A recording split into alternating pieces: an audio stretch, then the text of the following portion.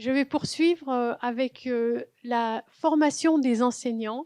Nous sommes connectés en ligne avec Anne Gombert, qui est enseignante-chercheur en psychologie cognitive et éducation à l'INSP d'Aix-Marseille. Elle a, depuis plus de 25 ans, formé des personnels de l'éducation nationale, aussi bien des enseignants de premier et second degré, mais aussi des enseignants spécialisés, et elle a participé au groupe de travail ministériel avec la DGESCO pour la création du KPI, de ces amendements. Le KPI, c'est la formation sur le handicap pour les enseignants. Et surtout, elle a participé à la formation des nouvelles maquettes en formation initiale pour le Master 1 et le Master 2 des enseignants, dont on va vous parler maintenant. Et je vais laisser la parole à Anne, qui est maintenant connectée avec nous. On est content, on a cru qu'il y avait un problème technique. Donc, dans un premier temps, Anne va vous présenter justement ce contexte de la formation des enseignants. Et ensuite, j'inviterai Jean-Charles Ringard, qui parlera des propositions du Conseil scientifique pour cette formation des enseignants. Anne, je te laisse la parole pour 20 minutes. Bonjour à toutes et à tous. Je voudrais juste dire que je suis ravie d'être avec vous ce matin, même si c'est à distance. Et je remercie notamment la Fédération FF10 et puis Laetitia qui a été à l'initiative de cette invitation. Donc, mon propos aujourd'hui, dans la suite de ce que vient d'énoncer Serge, c'est de travailler vraiment sur la question de la formation des enseignants et des CPE, parce qu'il ne faut pas les oublier, dans les INSPE, à l'éducation et à la scolarisation inclusive. Autrement dit, il y a une question qui va parcourir en fait mon propos, c'est où en est-on? Où en est-on en 2022 sur cette formation-là? Alors, en préambule, j'aimerais quand même dire que cette conférence, notamment dans la deuxième partie, puisque je vais vous présenter des données d'une enquête qu'on conduit en longitudinal depuis à peu près une dizaine d'années, donc une enquête qui porte sur qu'est-ce qui se fait dans les INSPE au niveau de ce qu'on appelle dans notre jargon les ingénieries de formation, c'est-à-dire sur les dispositifs de formation des futurs enseignants, et puis aussi en termes d'ingénierie pédagogique, c'est-à-dire non seulement ce qu'on leur dit, mais comment on leur fait faire. Alors, ma première partie va tout simplement, et je commence sur une phrase que Serge Ebersod a écrite dans un ouvrage récent, qui dit qu'évidemment, quand un pays s'engage dans l'éducation inclusive, ça va impliquer forcément des modifications qui vont être de plusieurs sortes, épistémologiques, les savoirs, paradigmatiques, législatives, bien sûr. Il y a des lois, et puis des décrets, et puis des circulaires qui vont avancer dans le temps en fonction des avancées de savoir et épistémologiques.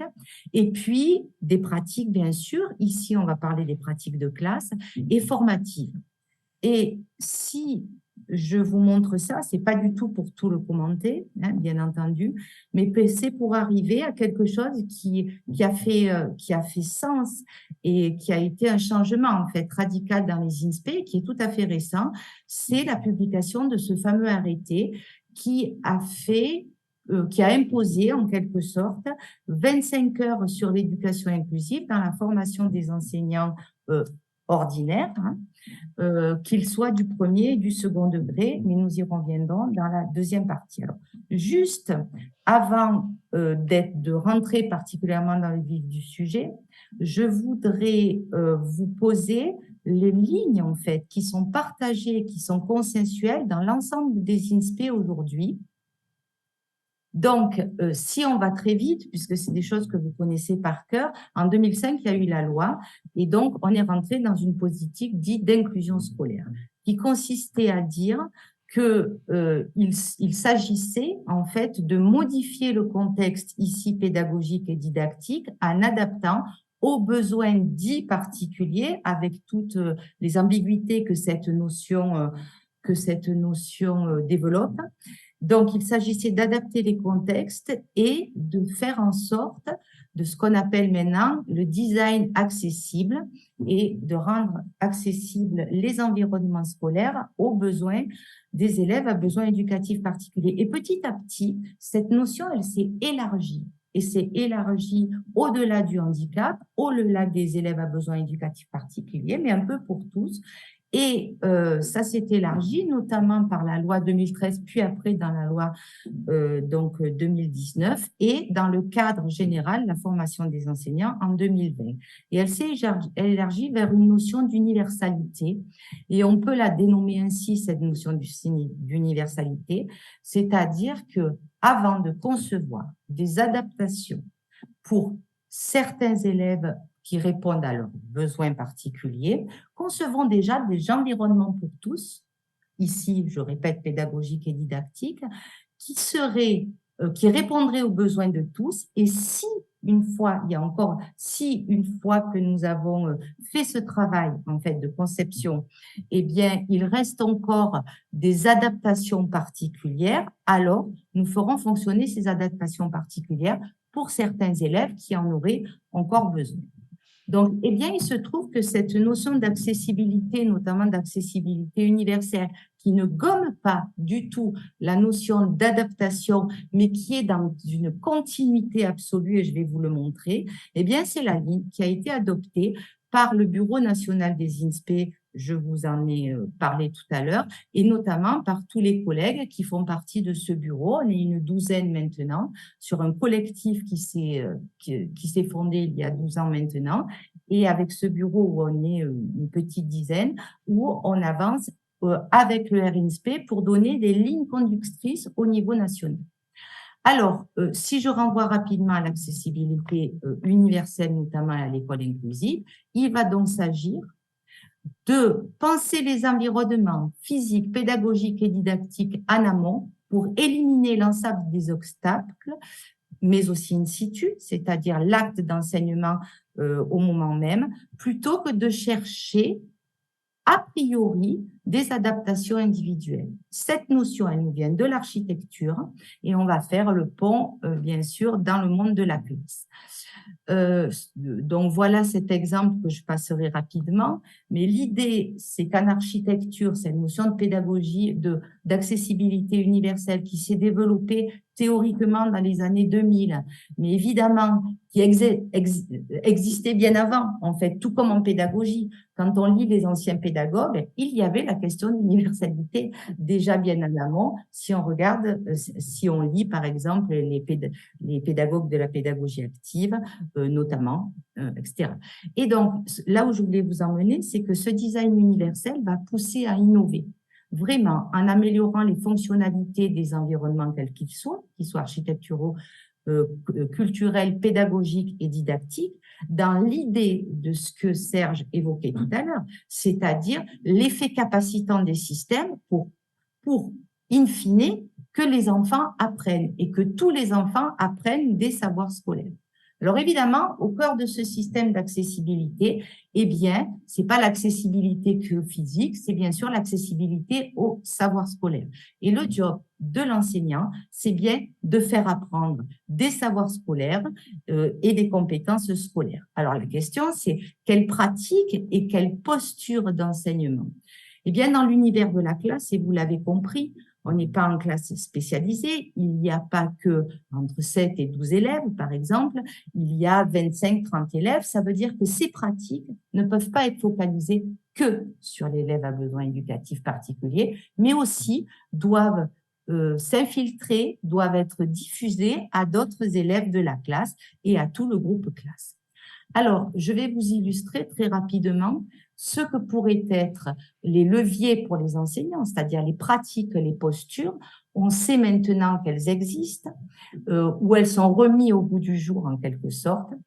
L'idée, c'est que si la réflexion pédagogique part de l'élève en question qui aurait des besoins particuliers étiquetés dans des dispositifs qu'on connaît, donc avec des plans, PPS, PAI, PAP pour les élèves présentant des 10.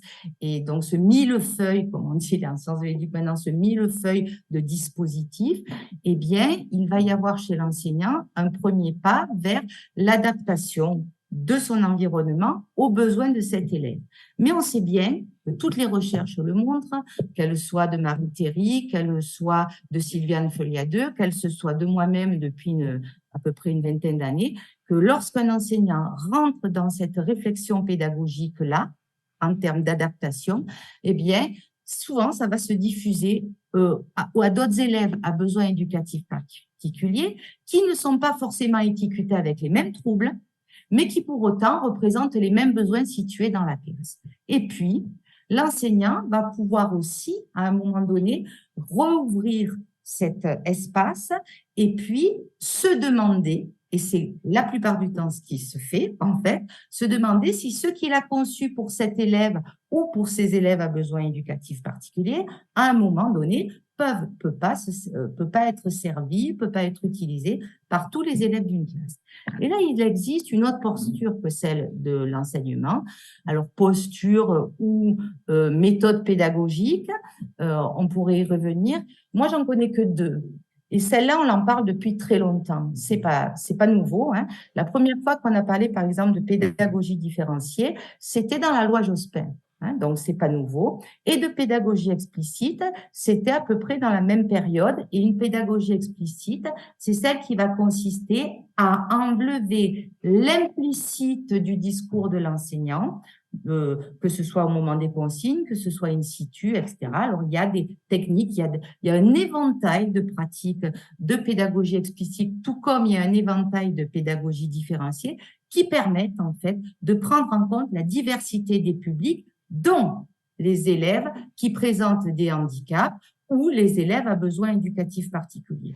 Dans ces trois notions, qui sont l'adaptation, la pédagogie différenciée et explicite, c'est de ça, en fait, que va porter, en fait, et qui va être diffusé dans l'ensemble des INSPE aujourd'hui, avec cette idée que soit les dispositifs de formation vont partir par le bas, alors on pourrait appeler ça des dispositifs bottom-up, c'est-à-dire que la réflexion en partant de l'élève qu'on va faire étendre aux futurs enseignants sur le collectif de la classe, ou partir du collectif de la classe, en fait, essayer de réfléchir sur les obstacles éventuels d'une situation particulière pédagogique et didactique pour descendre vers le cas particulier. 10 minutes. Il reste 10 minutes. J'ai développé, mais l'idée, c'est que l'enseignant, il a quelque chose à faire que probablement d'autres professionnels de l'accessibilité n'ont pas, c'est que derrière, il y a des enjeux de savoir. Et les enjeux de savoir, si on ne veut pas y passer à côté, y compris pour les élèves donc à besoins particuliers, eh bien, il y a plutôt intérêt de faire ce qu'on appelle l'analyse des besoins des élèves, mais qui n'est pas hors sol. Cette analyse des besoins des élèves doit toujours être reliée aux objectifs d'apprentissage de la classe en fonction des référentiels de compétences. Donc déjà, vous voyez bien qu'on a un élève avec ses caractéristiques dites particulières, des retentissements dans la tâche scolaire, et c'est pour ça qu'on appelle ça des besoins situés, et qui permettent de concevoir des adaptations pour lesquelles on va faire la réflexion sur est-ce que la tâche modifiée telle que je la propose à l'élève peut être diffusée à tout ou partie du groupe scolaire. Alors, soit la réflexion part du bas, soit la réflexion part du haut. C'est-à-dire que par l'accès, par des dispositifs de différenciation et de pédagogie explicite, que j'ai brièvement explicité là, et on reverra peut-être dans un exemple tout à l'heure, eh bien, on part du haut, on fait une belle séance, en fait, accessible à tous par ces méthodes-là. Et puis, s'il reste des obstacles pour certains, OK, alors, on va concevoir des adaptations. Ça, c'est le modèle que j'ai développé depuis un certain temps et qui est opérant quand on travaille maintenant et qu'on analyse les pratiques professionnelles sur l'apprentissage des élèves. Hein. Donc, ça, c'est un premier point. C'est opérant ainsi. Et c'est aussi opérant en termes de formation des enseignants. Et donc voici ce petit exemple d'une enseignante qui est, je l'ai choisi exprès pour vous, alors qui est pas dans une classe ordinaire, qui est donc en unité d'enseignement TSLA, c'est pour ça que je l'ai choisi pour vous. Donc dans cette classe-là où peu d'élèves sont, l'enseignante part des dispositifs, notamment de différenciation, en faisant travailler les enfants seuls, les enfants en groupe, en travaillant sur qui elle met ensemble à des moments divers, etc. Donc là, on a des trinômes, des binômes, on a des élèves qui travaillent avec l'ordinateur, ceux qui travaillent avec l'ordinateur, avec des dictées vocales, etc. Comment elle arrive à faire travailler ces élèves pour, et là j'insiste, le même contenu de savoir. C'est-à-dire que là, il s'agissait de travailler sur des adjectifs qualificatifs qui étaient en fait, dont l'objectif était de créer un stock lexical des élèves en travaillant sur des textes littéraires. Et bien sûr, elle a choisi aussi des textes différents. Elle n'a pas rabaissé, si vous voulez, le niveau des textes. En même temps, elle a adapté aux besoins des élèves.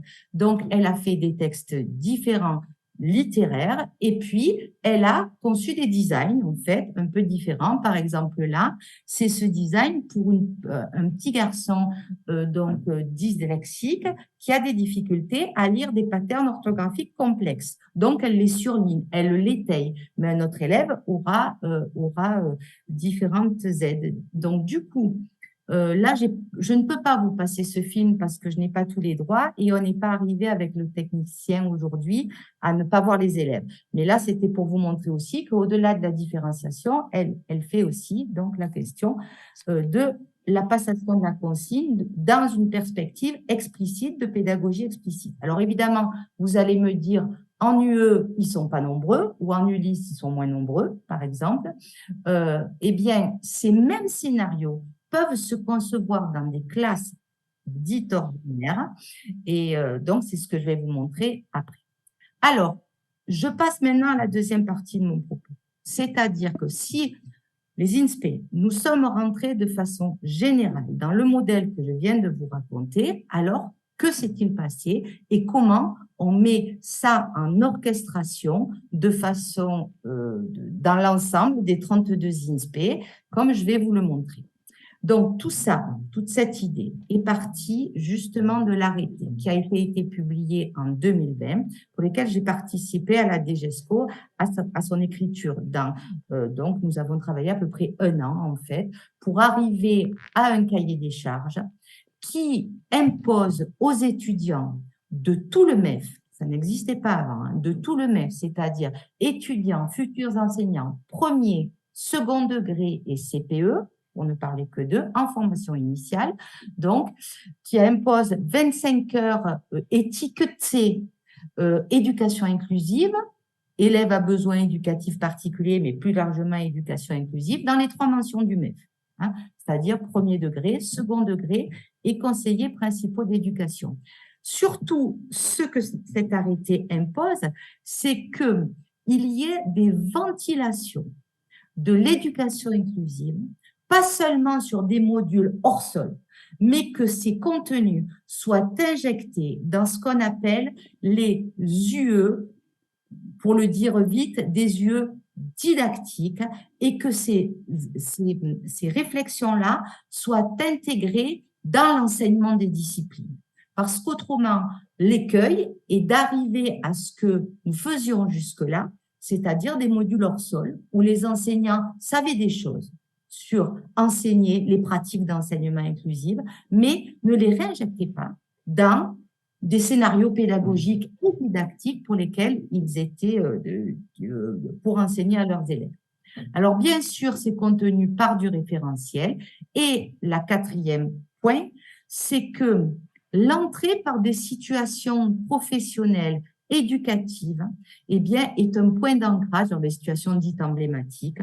Et c'est comme ça qu'on va arriver à un moment donné à faire de la professionnalité enseignante, enfin, à augmenter la professionnalité enseignante, pour prendre en compte la diversité des publics. Et du coup, dans cet arrêté, il n'est pas dit qu'il ne peut pas y avoir des modules d'approfondissement, par exemple sur les 10, par exemple sur l'autisme, par exemple sur les élèves en vulnérabilité, sur les élèves allophones, sur les élèves, enfin, tous les élèves présentant, et c'est pour ça que je dis non pas des besoins particuliers, mais des vulnérabilités, même ceux qui n'ont pas des dispositifs particuliers institués par l'institution aujourd'hui. En tout cas, l'idée, c'est de dire que, à minima, dans la formation des enseignants, il y ait ces 25 heures étiquetées. Alors, je passe maintenant à l'enquête qu'on a conduite. 2 minutes. Affiliés au RINSP. Donc, ces résultats que je vous propose, alors pas tout, ok. Donc, c'est des résultats qu'on a déjà présentés lors d'un colloque. Et donc, je cite Leslie Amiotte, François Curien, Vincent Guillerme, Dominique Pelan et moi-même, qui ont traversé, en fait, une enquête qui a traversé, qu'on a commencé en 2007 pour certains, mais vraiment plutôt en 2012. Et je vais donc vous parler de quelques résultats sur l'EI, donc dans la Master MEF et les dispositifs de formation. J'espère que je ne vais pas trop vite. Alors, premier résultat qu'on peut avoir, sans les commenter dans le détail, si on compare en fait de 2016 à 2022, eh bien, c'est que il y a eu une disparité inter-INSPE et intermention qui s'est particulièrement réduite en ce qui concerne l'enseignement de l'EI dans la formation initiale et de tous les enseignants, et qu'il y a eu une disparition de ce qu'on appelait l'EI optionnel, avec ce que j'ai nommé tout à l'heure des modules hors sol. C'est-à-dire qu'aujourd'hui, on peut dire que l'ensemble des INSPE ont fait entrer ces notions dans leur maquette de formation et que les disparités inter-INSPE et intermention, alors on parlait beaucoup en fait d'EI plutôt dans la formation des enseignants premier degré, mais que le parent pauvre était celle du second degré. Toutes les enquêtes l'ont montré et on le savait en y travaillant. Donc, ça commence à être régulé. Et il y a donc cette progression notable dans la mention 2 et dans l'encadrement éducatif de ces notions. Alors, donc, si on regarde aujourd'hui, eh bien oui, on peut dire que contrairement à ce que j'ai entendu en fait en début de conférence, oui, aujourd'hui dans les ISP, il y a des choses qui se font et qui se font sur toutes les mentions et on approche à peu près les 25 heures dit par l'arrêté, ce qui sous-entend que l'arrêté a eu en effet un effet de modification rapide des systèmes et je renvoie aussi à mon collègue Serge qui parle en fait des modifications et de l'homéostasie là, des systèmes à un moment donné quand il y a des cadres législatifs qui imposent. Alors, je voudrais maintenant parler des contenus de formation. Alors, on a comparé les contenus de formation 2016-2022. Alors, si avant, on parlait effectivement, plutôt dans le premier degré que dans le second, vous l'avez vu, des dispositifs et des paradigmes. Autrement dit, on travaillait sur l'évolution des paradigmes, de la ségrégation à l'intégration, à l'inclusion, etc., sur 40%, un peu sur les BEP. La gestion de la diversité était travaillée qu'à l'aune de l'adaptation. Aujourd'hui, on a élargi ça de façon très claire, en parlant bien sûr de dispositifs, de la gestion de l'hétérogénéité, et on fait rentrer exactement ce dont je vous ai parlé tout à l'heure, c'est-à-dire l'angle de la différenciation, à peu près sur 30%, et l'adaptation qui est partie intégrante de la question de la différenciation. Dans la formation initiale, il y a aussi pas mal de choses qui se font sur les troubles 10, qui sont la plupart du temps, et c'est là où on a, entre guillemets, gagné, en fait, qui sont travaillés beaucoup dans les disciplines, notamment les disciplines qui imposent, on va le dire vite, beaucoup d'écrits. Et puis, nous avons aussi, et malheureusement, et c'est un écueil de l'arrêté, eh bien, de la formation sur le développement de l'enfant, excusez-moi, il y a une faute, et de l'adolescent, qui, en fait, est pris dans ces poules horaires, on va dire, dans ce pool horaire des 25 heures, ce qui correspond à un écueil, parce que dans le cahier des charges des enseignants, il est bien dit aussi qu'ils doivent avoir des informations sur le développement cognitif, par exemple cognitif de l'enfant, mais aussi de la formation sur les aspects sociologiques, etc. Et là, pour l'instant, et dans les modules optionnels qui sont faits dans les INSPE, alors ça peut aller de 25 heures, comme nous le faisons aujourd'hui à Aix, jusqu'à 40 heures, en fait, dans la mention 1 et mention 2. Là, c'est les troubles, le handicap, la vulnérabilité, pour approfondir ce que les enseignants font dans la formation initiale. Alors, ce qu'on peut dire là, c'est qu'il y a une appellation des formations qui sont ancrées de la formation dans les pratiques professionnelles. Il y a un élargissement de l'EI, excepté sur les paradigmes qui existaient déjà, et l'EI est étiqueté, en fait, étiquetée Tréquel, donc on peut la repérer beaucoup plus facilement quand on fait des enquêtes, que l'adaptation devient un axe de la différenciation et que l'apport des troubles 10 est quasiment dans tous les parcours. Quand on dit parcours, ça veut dire que, par exemple, dans le second degré, il y a parcours maths, parcours histoire géo, parcours lycée professionnel, dans lequel il y a beaucoup, en fait, de choses sur la question des 10, etc. Et les modules d'approfondissement. Donc, ce que je voudrais, les modules sur les 10. Alors, au-delà de ces pratiques, il y a aussi toute une intervention sur la question du partenariat. Parce qu'on ne peut pas concevoir une éducation, une école inclusive, au sens dont on l'a défini maintenant, sans la question du partenariat avec les professionnels. Et là, je renvoie notamment à tout ce qu'a fait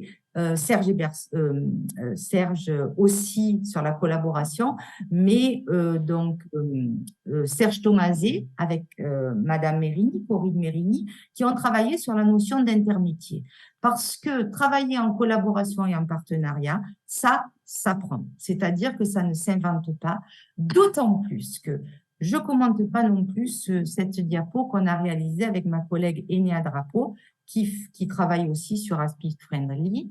Eh bien, on voit qu'aujourd'hui, l'enseignant, aujourd'hui la classe ordinaire, premier, second degré, est dans une complexité, non seulement de l'hétérogénéité des classes, mais aussi du fait que autour des élèves, à besoins particuliers notamment, il y a une myriade de partenaires.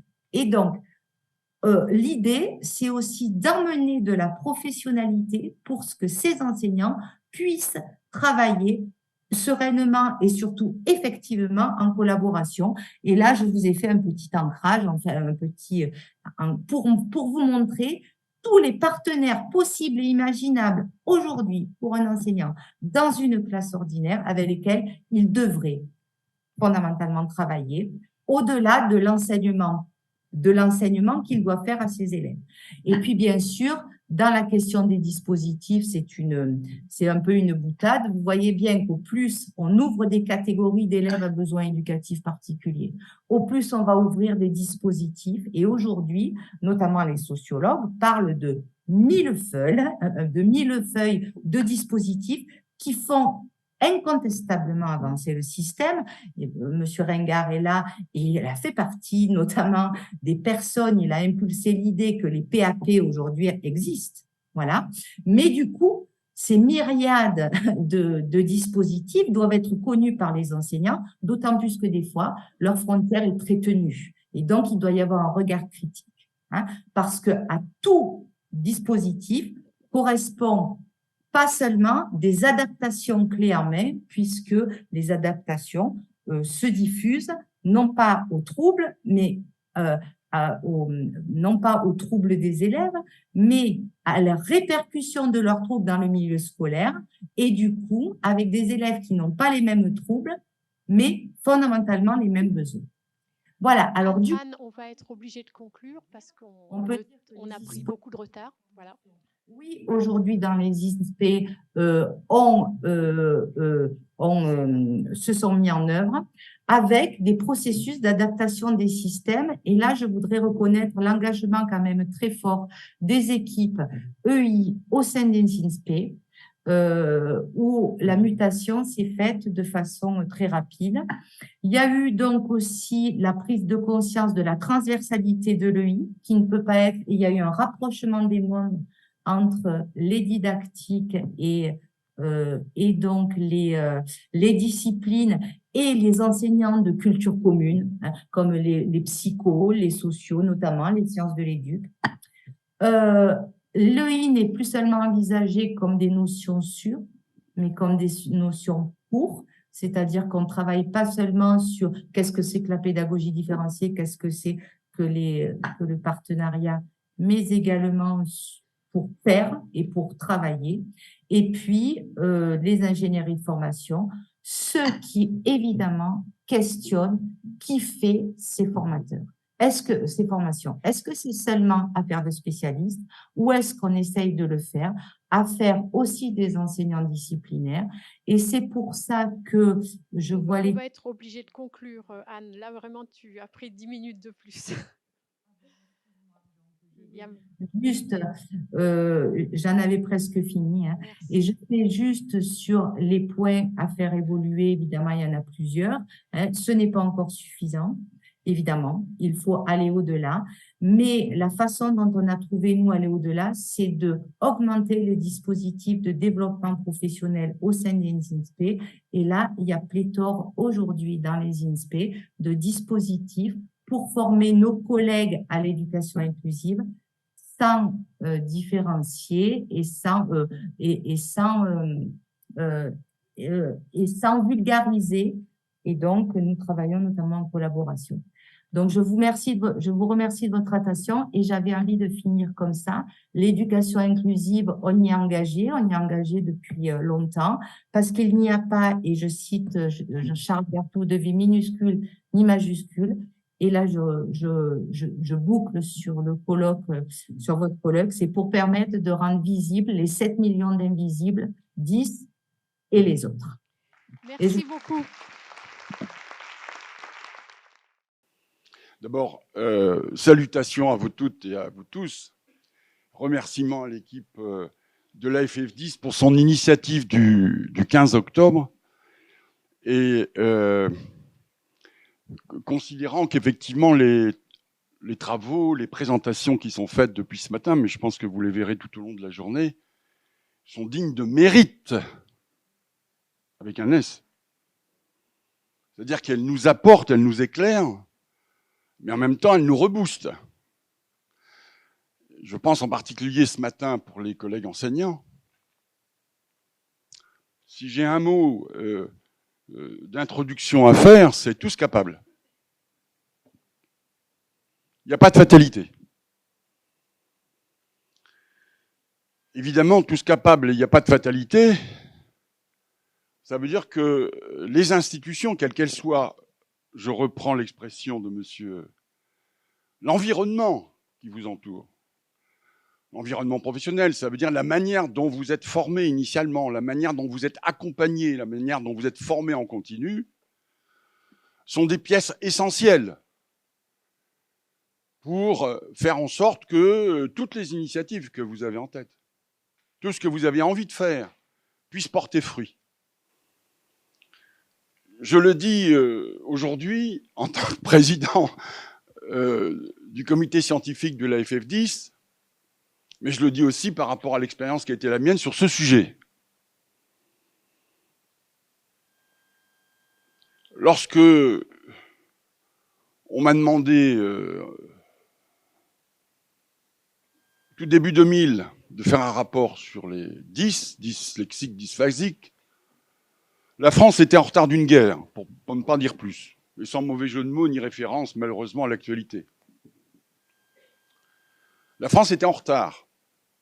La France était en retard parce que nous étions les uns les autres, mes amis, pétris d'idéologie. En considérant que l'aspect des 10 ou était invisible ou non reconnaissable. Et pétris d'idéologie parce que les uns considéraient que c'était une affaire psychanalytique et de rapport mère-enfant, et que les autres considéraient que ça n'existait pas. Nous sommes à la fin des années 90. Pas si vieux que ça. Hein. La France a été pendant très longtemps engluée dans ces antagonismes idéologiques et théoriques qui ont fait que les institutions n'ont pas forcément bougé. Si les associations, dont la FF10, n'avaient pas œuvré, sans doute, qu'une ministre interpellée dans un colloque en 1999 à Nantes n'aurait pas bougé. Sans doute n'y aurait-il pas eu le rapport et sans doute le premier plan national 2001. Mes amis, ça fait donc 21 ans qu'il existe en France un plan pour les enfants porteurs d'un trouble 10, quel qu'il soit, hein, dyslexie, dysphasique, etc. Et ce que vous a montré Anne Combert, que je salue aussi, vous avez vu les dates ?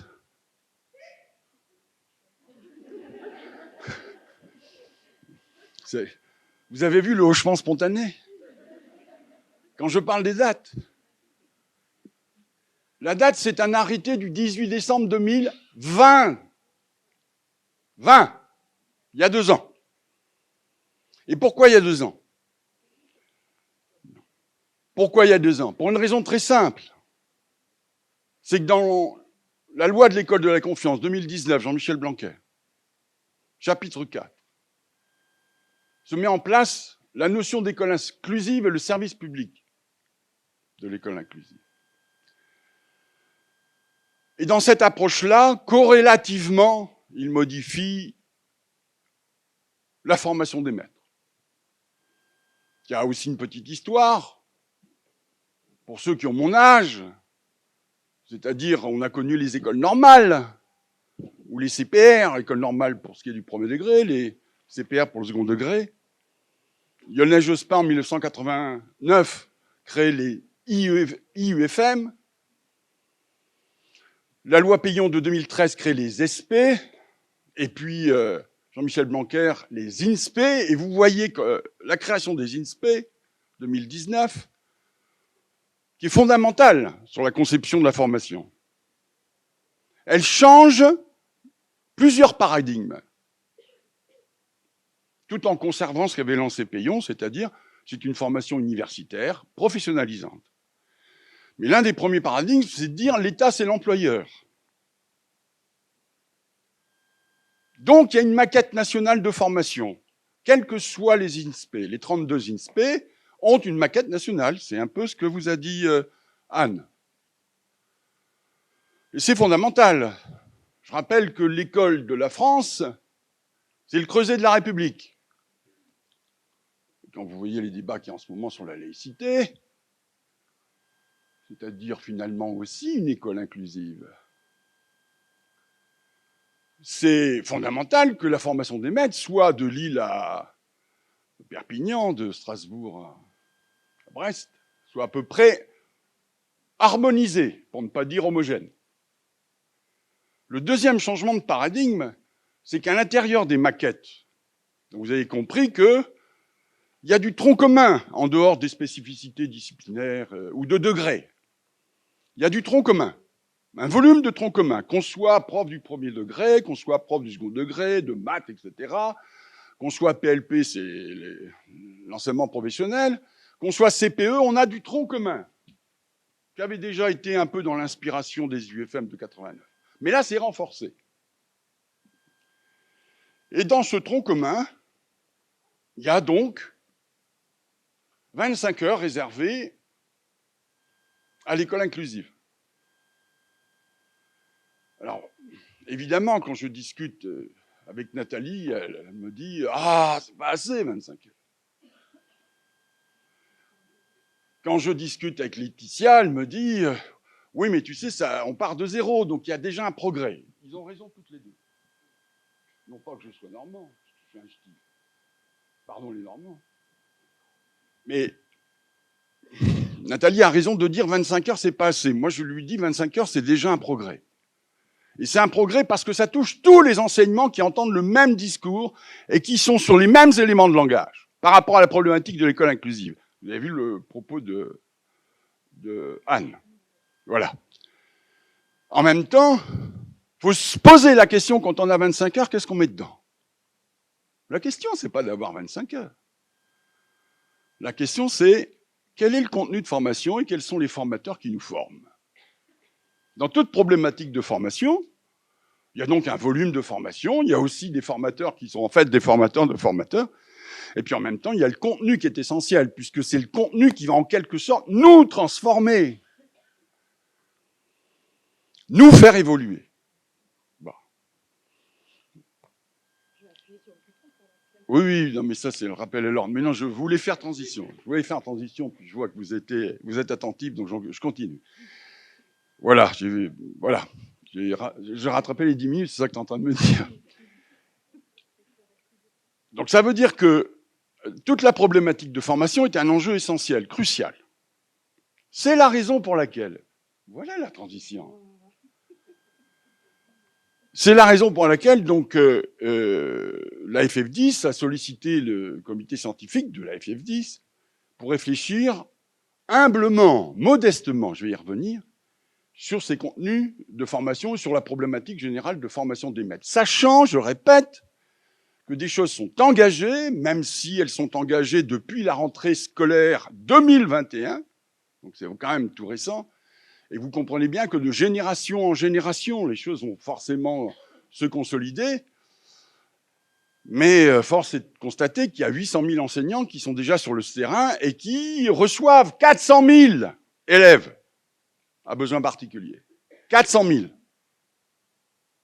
En dehors des 85 000 qui sont dans les établissements médico-sociaux ou hospitaliers.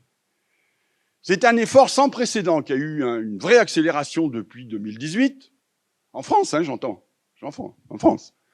Donc cette accélération suppose qu'on vous accompagne. Donc il est essentiel de se poser la question, je reviens au propos précédent de Serge, la question effectivement de votre environnement qui contribue à se poser effectivement les bonnes questions par rapport aux enfants 10. Bon. Donc le comité scientifique, qui est composé d'une quinzaine de personnes, que j'ai le plaisir de présider là depuis quelques années. 2 de mes collègues sont dans la salle, Alain Moret et puis Charlotte Ramajo, que vous verrez d'ailleurs cet après-midi, que je salue. Mais par ailleurs, ce comité scientifique est composé de 15 personnes, à la fois des professionnels de la santé, à la fois des professionnels de l'enseignement, qui mettent à profit, finalement, c'est une mise à profit, c'est une compilation de compétences et d'expériences. Et selon telle ou telle thématique, nous essayons, en se réunissant 4 à 5 fois par an, parfois un peu plus, d'essayer d'avancer sur des propositions que nous soumettons à la FF10, et il appartient ensuite à la fédération de considérer que cette proposition est pertinente ou pas. Là, vous comprenez bien qu'en ce moment, nous sommes depuis toute l'année dernière sur le dossier de la formation initiale et continue des enseignants et la formation continue des médecins, que ce soit le niveau 1 et le niveau 2, ce que j'essaierai aussi d'ailleurs rapidement de vous présenter cet après-midi. Donc la contribution que je vais essayer de rapidement vous présenter, vous devez la considérer comme une contribution modeste de personnes qui essayent de mettre leur expérience professionnelle, à la fois de praticiens, à la fois de chercheurs, à la fois d'enseignants, au bénéfice de tous, de manière à ce que ça puisse constituer une forme de cadre. Alors, un cadre qui est quand même, parce que c'est un petit peu l'originalité de ce comité scientifique, l'originalité de ce comité scientifique, c'est de pouvoir, sur les bases récentes de données scientifiques, d'essayer d'apporter des éléments de contenu. Et donc, à cette occasion, en septembre 2021, nous avons essayé de repréciser, de redéfinir dans une note, un essai de redéfinition des troubles 10, quels que soient d'ailleurs les troubles, en s'appuyant sur les toutes dernières récentes classifications internationales en particulier. Alors, pour entrer en dehors de ces remarques préalables, deuxième point de la proposition des conseils scientifiques, c'est donc les postulats. Et là, je ne sais pas, mes amis, comment vous avez reçu les 2 interventions précédentes, mais pour nous, membres du conseil, du comité scientifique, c'était un ravissement. C'était un ravissement, pourquoi? Mais parce qu'en gros, ce qu'a dit Serge, ce qu'a dit Anne, nous y retrouvons pleinement. Mais que nous nous retrouvions pleinement ne veut pas dire qu'il n'y a pas des choses à faire bouger dans nos têtes. Hein? Ne veut pas dire qu'il n'y a pas des choses à faire bouger dans les institutions. Même si vous avez eu là, à travers l'expression d'Anne Gombert, le fait que les 32 inspects sont sur le même modèle, en quelque sorte, les mêmes conceptions, ce qui est heureux. Ce qui est heureux. Et sur les conceptions, je voudrais insister sur deux éléments essentiels qui ont été dits par Anne et que je vais reprendre et que nous avons repris au sein du comité scientifique. Le premier élément, c'est que, et c'est pour ça que je m'adresse plutôt à mes collègues enseignants, nous sommes tous capables. Il n'y a pas de fatalité. Mais dans nos têtes, il faut se dire une chose. Si nous avons des pratiques pédagogiques efficaces, alors elles constitueront des actes de prévention. Et entendons par acte de prévention la manière de prévenir du surhandicap pour des enfants porteurs de 10. Mais en même temps, ces actes de prévention, dans le process d'accessibilité universelle qui vous a été présenté, ce que vous faites pour un enfant 10 vaut pour un enfant qui n'est pas 10. Et à contrario, si vous avez une pédagogie différenciée explicite pour des enfants lambda de votre classe, quelle que soit la taille de votre classe, alors le gamin porteur d'un trouble sera lui-même, en quelque sorte, aidé par la pratique que vous avez. Donc, je veux insister sur ce postulat de l'acte de prévention qui est indispensable et nécessaire pour l'aide aux enfants porteurs d'un trouble 10. Et nous sommes capables de le produire. Parce que le corps enseignant français est un corps d'expérience et un corps de maîtrise. Le deuxième point sur lequel je veux insister, en delà de la proposition de contenu, nous avons aussi considéré qu'en dehors de la pédagogie explicite et de la pédagogie différenciée, il y a un acte pédagogique qui est fondamental. C'est celui de l'évaluation. Alors, pas l'évaluation au sens où, malheureusement, on confond évaluation et contrôle, évaluation et norme, évaluation et classement. Non, l'idée d'évaluation dans l'idée du droit pédagogique que vous a présenté Serge. C'est-à-dire qu'il est nécessaire, dans une pédagogie explicite, d'évaluer du simple au complexe, étape d'acquisition par étape d'acquisition. Quels sont les processus d'évaluation que je dois maîtriser? Quels sont les outils que je dois maîtriser pour pouvoir effectivement faire progresser l'élève et l'associer aussi au processus d'évaluation? Ça, c'est le deuxième postulat important. Une fois qu'on a ces postulats, quelles sont les propositions de contenu en 2 minutes 30? 2 minutes 30, vous savez bien la chanson. 2 minutes 30, allez, je vais juste au titre. Je vais aller juste au titre. Il nous semble, mais je répète, avec la modestie qu'on doit avoir, il nous semble qu'en termes d'éléments de contenu, il y a 4 thématiques. Et là, ce que je vous présente, c'est une proposition plutôt pour la formation initiale des professeurs des écoles. Mais elle est totalement transférable, transposable pour le second degré, y compris même pour les formations spécialisées. Et vous allez voir la connexion, si je puis dire, qu'il y a entre les travaux de Anne Gombert et ce que nous proposons. Il nous semble important que tout enseignant doit connaître le fonctionnement cognitif. Mes amis, quand on vous parle d'apprentissage, oui, mais comment ça se passe dans notre tête? C'est quoi le process d'apprentissage? Comment fonctionne notre cerveau quand nous apprenons? Quel est le processus d'apprentissage confronté, s'agissant de l'élève, à une tâche? Donc, connaître, et rappelez-vous ce qu'elle a dit à un moment donné, elle a évoqué la nécessité, dans le module des 25 heures, de connaître en gros la psychologie de l'enfant ou de l'adolescent. Bien sûr qu'il faut connaître la psychologie. Nous disons, c'est non seulement la psychologie, mais à l'intérieur de l'approche psychologique, il faut connaître le fonctionnement cognitif. Ça nous apparaît incontournable. Donc l'architecture cognitive et par conséquent les dysfonctionnements qu'il peut y avoir, y compris avec les impacts en matière d'activité scolaire. Deuxième élément incontournable à nos yeux, c'est évidemment l'évaluation des compétences et l'identification des besoins. Petite remarque, parce que Laetitia Et Nathalie m'autorise de déborder de 2 minutes 30. Petite remarque. Oui, petite remarque. Dans la culture de l'éducation nationale, je ne dis pas la culture enseignante, mais force est de constater que la culture de l'éducation nationale, c'est l'environnement dans lequel nous sommes. Bien. Anne Gombert vous a montré une frise en disant on est parti pratiquement du début du XXe jusqu'à aujourd'hui, et vous voyez que les étapes, on est passé pratiquement de la non-reconnaissance du handicap, etc., à un processus d'assimilation, puis un processus d'intégration, puis un processus d'inclusion, et maintenant d'universalisme. Sauf que dans nos têtes, culturellement, nous sommes encore trop nombreux, me semble-t-il. Il n'y a pas de jugement de valeur quand je dis ça. À considérer que lorsque nous sommes différents, il faut nous traiter différemment. Lorsque nous sommes différents, il faut nous traiter différemment. Lorsque nous sommes différents, il faut des classes à part, des systèmes à part, des dispositifs à part. Et si nous inversions le paradigme, c'est un peu ce que nous dit, et si nous inversions le paradigme, inverser le paradigme, ça veut dire que du coup, le problème, c'est pas simplement de savoir quel est le handicap qui est derrière cet enfant, de savoir dans quelle classe ou classification je vais le mettre.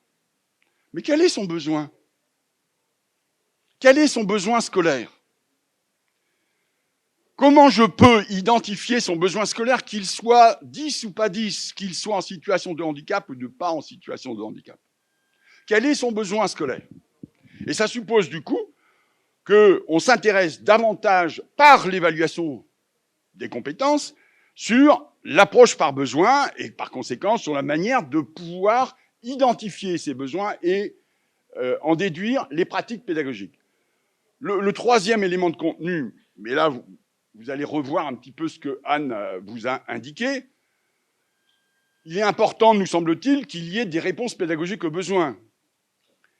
Les enseignants sont des gens professionnels comme d'autres professionnels. Il faut leur reconnaître cela.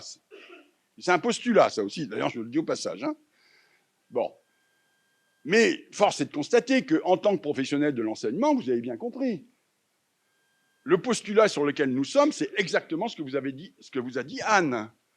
On est sur une démarche de pédagogie explicite qui se conjugue avec une pédagogie différenciée et qui, à partir de là, contribue à rendre accessible, en quelque sorte, les moyens, les voies et moyens, si je puis dire, pour rentrer dans les savoirs.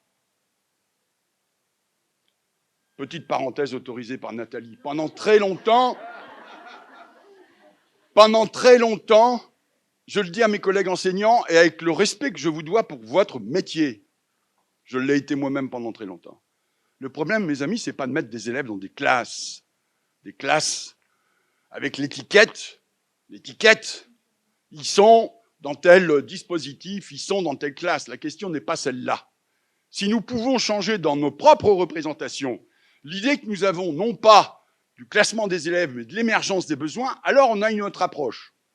Et dans cette autre approche, j'insiste sur l'idée, la prévention pour tous. Tout ce que vous faites d'abord et avant tout pour l'ensemble des élèves de votre classe. Et vous avez les 3 cercles concentriques. Prévention pour tous, sur la base d'une pédagogie explicite. Deuxième niveau, si la prévention pour tous avec une pédagogie explicite et différenciée ne convient pas, alors je suis sur un deuxième niveau d'intervention, où j'adapte pour un petit groupe à besoins similaires, deuxième niveau d'intervention. Et si cette intervention de deuxième niveau pour groupe à besoins similaires n'est pas suffisante, alors je suis sur un troisième niveau et je vais chercher de la ressource externe, qui peut être notamment dans le secteur de la santé. Ils vont faire pipi à la culotte. Je termine sur le 4e élément de contenu pour faire bouger l'environnement, comme on l'a dit tout à l'heure.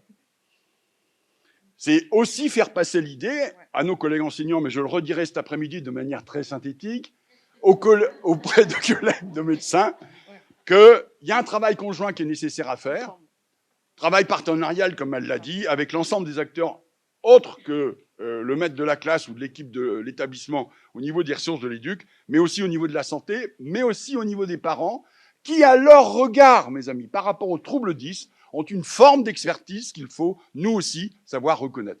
Merci de m'avoir écouté.